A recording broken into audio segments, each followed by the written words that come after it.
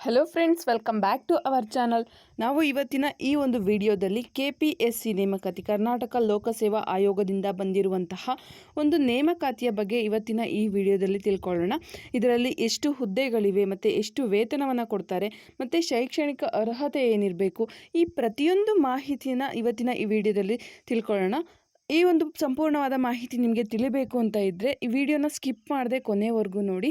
ಹಾಗೆ ನೀವೇನು ನನ್ನ ಚಾನಲ್ಗೆ ಸಬ್ಸ್ಕ್ರೈಬ್ ಆಗಿಲ್ಲ ಅಂದರೆ ದಯವಿಟ್ಟು ಸಬ್ಸ್ಕ್ರೈಬ್ ಮಾಡಿ.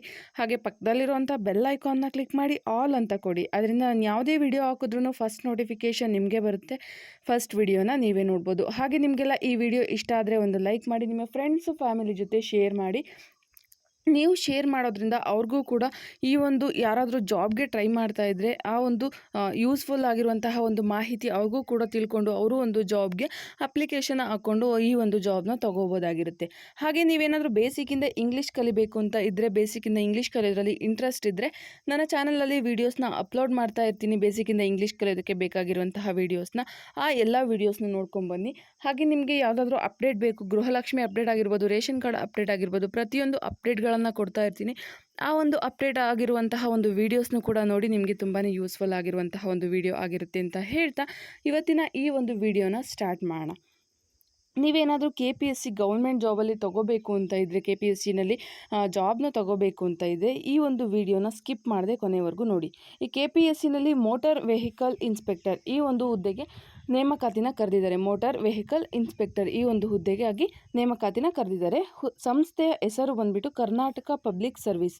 ಕರ್ನಾಟಕ ಪಬ್ಲಿಕ್ ಸರ್ವಿಸ್ KPSC ಇದು ಒಂದು ಸಂಸ್ಥೆಯ ಹೆಸರಾಗಿರುತ್ತೆ. ಉದ್ಯೋಗ ಸ್ಥಳ ಬಂದುಬಿಟ್ಟು ಕರ್ನಾಟಕದ ಎಲ್ಲ ಕಡೆಯೂ ಇರುತ್ತೆ. ಕರ್ನಾಟಕದಲ್ಲಿ ಉದ್ಯೋಗ ಸ್ಥಳ ಬಂದಿರುತ್ತೆ. ಹುದ್ದೆಯ ಹೆಸರು ಬಂದು motor vehicle inspector. Motor vehicle inspector ಅನ್ನುವಂತಹ ಒಂದು ಹುದ್ದೆಗೆ ಕರೆದಿದ್ದಾರೆ. ಹಾಗಾದರೆ ಎಷ್ಟು ಹುದ್ದೆಗಳು ಖಾಲಿ ಇದೆ, ಈ ಒಂದು ಜಾಬ್ಗೆ ಎಷ್ಟು ಹುದ್ದೆಗಳು ಖಾಲಿ ಇದೆ ಅಂತ ನೀವು ನೋಡೋದಾದರೆ 76 ಹುದ್ದೆಗಳು ಖಾಲಿ ಇದೆ. ಮೋಟಾರ್ ವೆಹಿಕಲ್ ಇನ್ಸ್ಪೆಕ್ಟರ್ ಹುದ್ದೆಗೆ 76 ಹುದ್ದೆಗಳು ಖಾಲಿ ಇದೆ. ಈ ಒಂದು ಮೋಟಾರ್ ವೆಹಿಕಲ್ ಇನ್ಸ್ಪೆಕ್ಟರ್ RPC 70 ಹುದ್ದೆಗಳು ಖಾಲಿ ಇದೆ, ನಾನು ಹೇಳಿದ್ನಲ್ವ ಆವಾಗಲೇ. ಮತ್ತು ಮೋಟಾರ್ ವೆಹಿಕಲ್ HK ಈ ಒಂದು ಹುದ್ದೆನಲ್ಲಿ 6 ಹುದ್ದೆಗಳು ಖಾಲಿ ಇದೆ. ಒಟ್ಟು ಟೋಟಲ್ 76 ಹುದ್ದೆಗಳಲ್ವ, ಅದರಲ್ಲಿ ಹಂಚಿಕೆನ ಮಾಡಿದ್ದಾರೆ. ಮೋಟಾರ್ ವೆಹಿಕಲ್ ಇನ್ಸ್ಪೆಕ್ಟರ್ RPC ಇದರಲ್ಲಿ 70 ಹುದ್ದೆಗಳಿದೆ. ಮೋಟಾರ್ ವೆಹಿಕಲ್ ಇನ್ಸ್ಪೆಕ್ಟರ್ HK ಇದರಲ್ಲಿ 6 ಹುದ್ದೆಗಳು ಖಾಲಿ ಇದೆ. ಟೋಟಲ್ ಆಗಿ 76 ಹುದ್ದೆಗಳು ಖಾಲಿ ಇದೆ. ಹಾಗಾದರೆ ನೀವು ಈ ಒಂದು ಜಾಬ್ನ ತೊಗೊಳೋದಕ್ಕೆ ಶೈಕ್ಷಣಿಕ ಅರ್ಹತೆ ಏನಿರಬೇಕು, ನೀವು ಏನು ಓದಿರಬೇಕು, ಏನು ಕ್ವಾಲಿಫಿಕೇಷನ್ ಇರಬೇಕು ಅಂತ ನೋಡೋದಾದರೆ, KPSC ಅಧಿಸೂಚನೆ ಪ್ರಕಾರವಾಗಿ ಹೇಳಬೇಕೆಂದರೆ ಅಭ್ಯರ್ಥಿಗಳು ಮಾನ್ಯತೆ ಪಡೆದ ವಿಶ್ವವಿದ್ಯಾಲಯ ಅಥವಾ ಮಂಡಳಿಯಿಂದ SSLC ಅಥವಾ ಡಿಪ್ಲೊಮೊ ಅಥವಾ BTech ಇಲ್ಲವೇ ಮೆಕ್ಯಾನಿಕಲ್ ಇಂಜಿನಿಯರಿಂಗ್ ಪಾಸ್ ಆಗಿರಬೇಕು. ನೀವು ಈ ಒಂದು KPSC ಜಾಬ್ಗೆ ನೀವು ಅಪ್ಲಿಕೇಶನ್ನ ಹಾಕಬೇಕು ಅಂತ ಇದ್ದರೆ SLC ಅಥವಾ ಡಿಪ್ಲೊಮೊ ಅಥವಾ BTech ಅಥವಾ ಮೆಕ್ಯಾನಿಕಲ್ ಇಂಜಿನಿಯರಿಂಗ್ ಪಾಸ್ ಆಗಿರಬೇಕು. ಜಸ್ಟ್ ಪಾಸ್ ಆಗಿದ್ದರೆ ಸಾಕು. SLCನಾದರೂ ಆಗಿರ್ಬೋದು, ಡಿಪ್ಲೊಮೊ ಆಗಿರ್ಬೋದು ಅಥವಾ BTech ಯಾವುದ್ರಲ್ಲಾದ್ರೂ BTech ಅಥವಾ ಮೆಕ್ಯಾನಿಕಲ್ ಇಂಜಿನಿಯರಿಂಗ್ ನೀವು ಪಾಸ್ ಆಗಿದ್ದರೆ ಸಾಕು. ಹಾಗಾದರೆ ಈ ಒಂದು ಜಾಬ್ಗೆ ನೀವು ಅಪ್ಲಿಕೇಶನ್ ಹಾಕೋದಕ್ಕೆ ನಿಮ್ಮ ವಯೋಮಿತಿ ಎಷ್ಟಿರಬೇಕು, ಏಜ್ ಲಿಮಿಟ್ ಎಷ್ಟಿರಬೇಕು ಅಂತ ಇದ್ದರೆ ಅಧಿಸೂಚನೆಯ ಪ್ರಕಾರವಾಗಿ ತಿಳಿಸಬೇಕೆಂದರೆ ಅಭ್ಯರ್ಥಿಗಳಿಗೆ 18 ವರ್ಷ ಪೂರೈಸಿರಬೇಕು ಹಾಗೂ ಗರಿಷ್ಠ 35 ವರ್ಷದ ಒಳಗಡೆ ಇರಬೇಕು. ನಿಮಗೆ 18 ವರ್ಷದ ಮೇಲಿರಬೇಕು ಮತ್ತು 35 ವರ್ಷದ ಒಳಗಡೆ ಇರಬೇಕಾಗಿರುತ್ತೆ ನಿಮ್ಮ ಒಂದು ಏಜ್ ಲಿಮಿಟ್. 18 ವರ್ಷ, ನಾನು ಯಾವುದೇ ಜಾಬ್ಗಾದ್ರೂ 18 ವರ್ಷ ಕಂಪ್ಲೀಟ್ ಆಗಿರಬೇಕು ಅಂತ ಹೇಳ್ತಾ ಇದ್ದೀನಿ. ಹಾಗೆ ಇದರಲ್ಲೂ ಕೂಡ 18 ವರ್ಷ ಕಂಪ್ಲೀಟ್ ಆಗಿರಬೇಕು. ಗರಿಷ್ಠ ವಯೋಮಿತಿ ಬಂದುಬಿಟ್ಟು 35 ವರ್ಷದ ಒಳಗಡೆ ಇರಬೇಕಾಗಿರುತ್ತೆ. ಹಾಗೆ ವಯೋಮಿತಿ ಸಡಿಲಿಕೆನ ಕೂಡ ಮಾಡಿದ್ದಾರೆ. ನಿಮ್ಮ ಒಂದು ಕ್ಯಾಟಗರಿಗೆ ತಕ್ಕಂತೆ ವಯೋಮಿತಿನ ಸಡಿಲಿಕೆ ಮಾಡಿದ್ದಾರೆ. SC ST ಅಭ್ಯರ್ಥಿಗಳಿಗೆ 5 ವರ್ಷ, SC ST ಅಭ್ಯರ್ಥಿಗಳಿಗೆ 5 ವರ್ಷ, 35 + 5 ಅಂದರೆ 40 ವರ್ಷದವರೆಗೂ ನಿಮಗೆ ಅರ್ಜಿನ ಹಾಕೋದಕ್ಕೆ ಒಂದು ಚಾನ್ಸ್ನ ಕೊಟ್ಟಿದ್ದಾರೆ.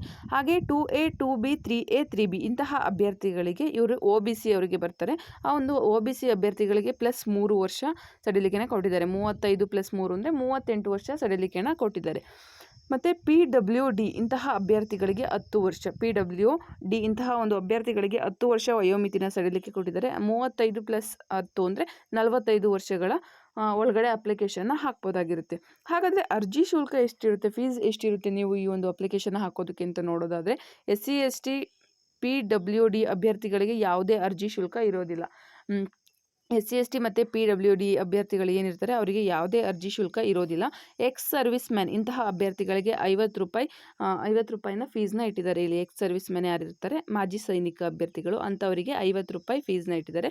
2A 2B 3A 3B ಇಂತಹ ಅಭ್ಯರ್ಥಿಗಳಿಗೆ ₹300, ಅಂದರೆ ಇವರು OBC ಅಭ್ಯರ್ಥಿಗಳಿಗೆ ₹300 ಅರ್ಜಿ ಶುಲ್ಕ ಇರುತ್ತೆ. ಜನರಲ್ ಅಭ್ಯರ್ಥಿಗಳಿಗೆ ₹600 ಅರ್ಜಿ ಶುಲ್ಕ ಇರುತ್ತೆ.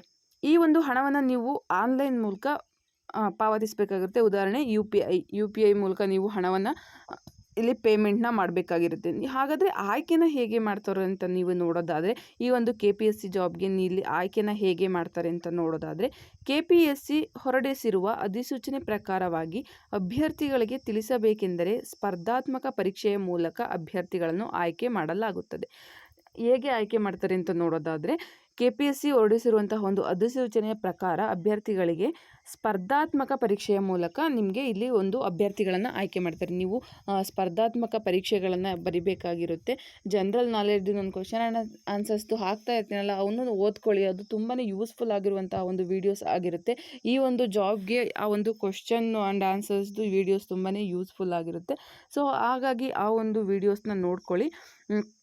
ನೀವು ಯಾವ ರೀತಿ ಅಂತ ಅಂದರೆ, ಸ್ಪರ್ಧಾತ್ಮಕ ಪರೀಕ್ಷೆಗೆ ನೀವು ರೆಡಿ ಆಗಿಬಿಟ್ಟು ಅಲ್ಲಿ ಒಂದು ಪರೀಕ್ಷೆನ ಕೊಡ್ತಾರಲ್ಲ, ಆ ಒಂದು ಸ್ಪರ್ಧಾತ್ಮಕ ಪರೀಕ್ಷೆಯ ಮುಖಾಂತರ ನಿಮ್ಮನ್ನು ಒಂದು ಆಯ್ಕೆನ ಮಾಡ್ಕೋತಾರೆ. ಈ ಒಂದು KPSC ಜಾಬ್ಗೆ ಅಭ್ಯರ್ಥಿಗಳನ್ನು ಆಯ್ಕೆ ಮಾಡ್ಕೋತಾರೆ. ಹಾಗಾದರೆ ಅರ್ಜಿ ಸಲ್ಲಿಸುವ ದಿನಾಂಕ, ಯಾವಾಗ ಅರ್ಜಿ ಸಲ್ಲಿಕೆಯ ದಿನಾಂಕ ಆರಂಭ ಆಗಿದೆ ಈ ಒಂದು ಜಾಬ್ಗೆ ಅಂತ ನೋಡೋದಾದರೆ, ಅರ್ಜಿ ಸಲ್ಲಿಕೆ ಆಗುವುದು 2 ಮೇ, ಇನ್ನು ನಾಡಿದ್ದು, ನಾಳೆ ಇಲ್ಲ ನಾಡಿದ್ದು ಬರ್ತಾ ಇದೆಯಲ್ವಾ, ಆಗ 2ನೇ ತಾರೀಕು, ಮೇ 2ನೇ ತಾರೀಕು ಅರ್ಜಿಯನ್ನು ಬಿಡುಗಡೆ ಮಾಡ್ತಾರೆ. ಆ ಒಂದು ಅರ್ಜಿಯ ದಿನಾಂಕ ಕೊನೆ ಆಗೋದು ಯಾವಾಗ ಅಂದರೆ ಜೂನ್ 1ಗೆ ಮುಗಿದೋಗುತ್ತೆ.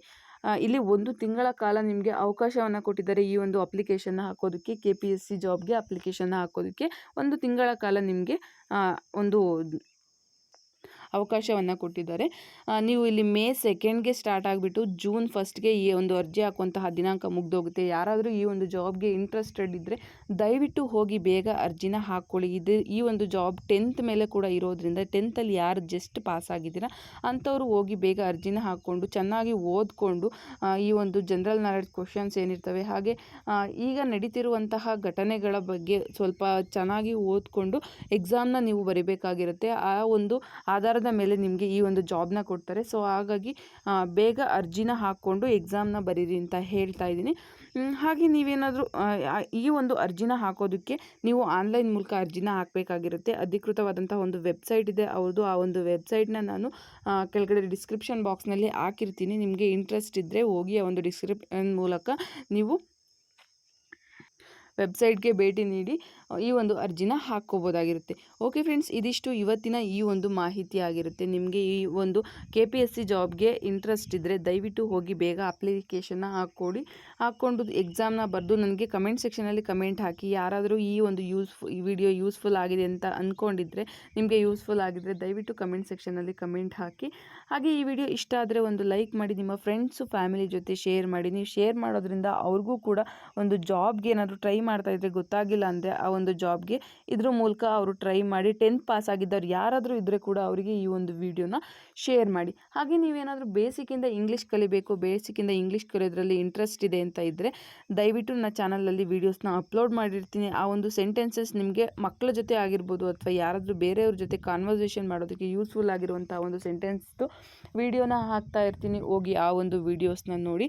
ತುಂಬಾ ಯೂಸ್ಫುಲ್ ಆಗಿರುವಂತಹ ಒಂದು ವಿಡಿಯೋ ಆಗಿದೆ ಅಂತ ಹೇಳ್ತಾ ಇದ್ದೀನಿ. ಹಾಗೆ ಜಾಬ್ ನೋಟಿಫಿಕೇಷನ್ ಕೂಡ ಆಗ್ತಾ ಇರ್ತೀನಿ.